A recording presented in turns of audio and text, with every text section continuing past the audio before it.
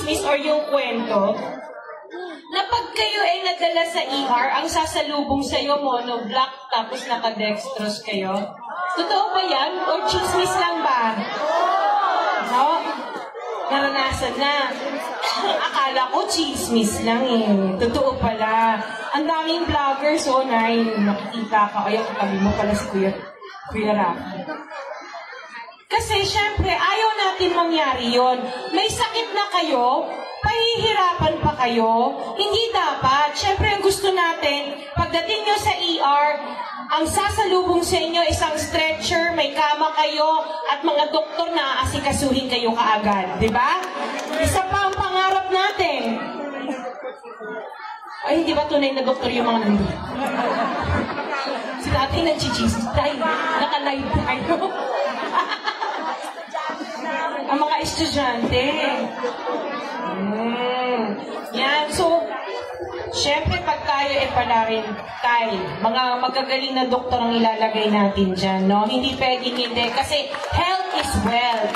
Tapos, syempre, yung mga MRI, CT scan, dapat 24/7 gumagana, hindi yung gabi na, tsaka lang kayo mag-check up ng CT scan, tsaka MRI. Diba? At isa pa, yung gamot, hindi nyo napibilin sa mga butika sa labas. Lahat nandun na sa loob ng ospital na itatayo natin. At isa pa, wala kayong babayaran kahit piso. Walang cashier.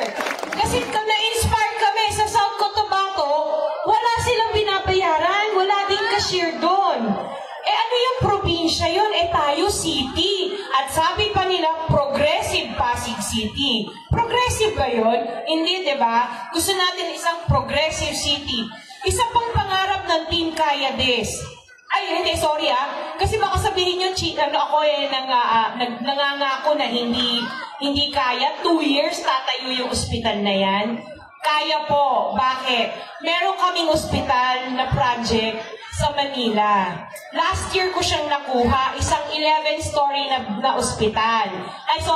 Last year ko siya naumpisahan. No? Ngayon taon na to, tapos na siya. Kaya 2 years, kayang-kaya. Kaya, Des! Ganito po yung ating pamahalaan ngayon.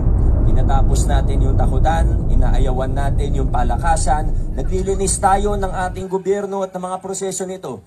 Ang resulta, lumilinis ang sistema, ang dami nating natitipid na dating naibubulsa lamang at lumalawak, lumalaki, gumaganda ang mga programa at serbisyo ng inyong pamahalaan. Simbolo natin dito, di ba yung pamaskong handog? Ako, paborito ko po yun. Kayo po ba? Yung pamaskong handog, simpleng halimbawa. Pandagdag lang sa Noche Buena, di ba? Hindi naman yung kalakihan. Pero, malalim kasi yung pinanggagalingan natin dito eh. Dito sa pamaskong handog, napatunayan natin na posible na magkaroon ng isang pamahalaan na pantay-pantay ang tingin sa bawat isa sa atin. Pero kung sinimulan po natin ito sa halimbawa o sa simbolo ng pamaskong handog, katunayan, ito na rin po yung ginagawa natin sa lahat ng serbisyo ng ating pamahalaan. Nabanggit ko kanina yung card, membership. Diba noon, pag nailakad mo yung papeles mo, kung may kakilala ka, magkakaroon ka ng mga blue card para sa... Sino po dito senior? Senior high school na po kayo? Ano po ba? Citizen. Senior, para kakalituhan po tayo. Senior citizen. Ayan. Diba dati may mga blue card. Pag may blue card ka, bukod sa 3,000 pag Pasko, pwede ka pang malibre sa ospital. Okay sana. Pero nung naupo ako noong 2019, tinanggal ko yung card na yan. Bakit po? Nung una, may mga nagalit po sa akin. Lumapit sa akin ng ilang nanay at tatay natin dito sa Pasig. Sabi, Biko, ba't mo tinanggal yung card? May nakakuha akong benepisyo dyan. Kaso siguro, ngayon, 2025 na po, siguro nakita na natin kung bakit tinanggal yung mga card na yun. Dahil ayaw natin na kung sino lang yung may ganon, na yun lang yung makakatanggap ng benepisyo o tulong na mas maganda. Ngayon, pumunta po kayo sa ospital natin. Hindi kayo hahanapan ng kung anong membership. Hindi po kayo tatanungin kung botante kayo. Hindi tatanungin kung anong precinct number ninyo. Hindi tatanungin kung sino ang kakampi ninyo. Kahit nga hindi po senior. Ngayon, pinapatupad na natin ang no balance billing sa mga ospital po natin. At hindi po tayo nagtatapos doon. Gaya nga ng sabi ni Councilor Eric kanina, hindi naman po sapat na libre lang. Kailangan ayusin natin, taasan din natin yung kapasidad ng ating mga ospital. PCGH, alam po natin, napupuno po talaga. Pero ang ginawa po natin ngayon, nakita natin, may isa tayong ospital na Children's Hospital.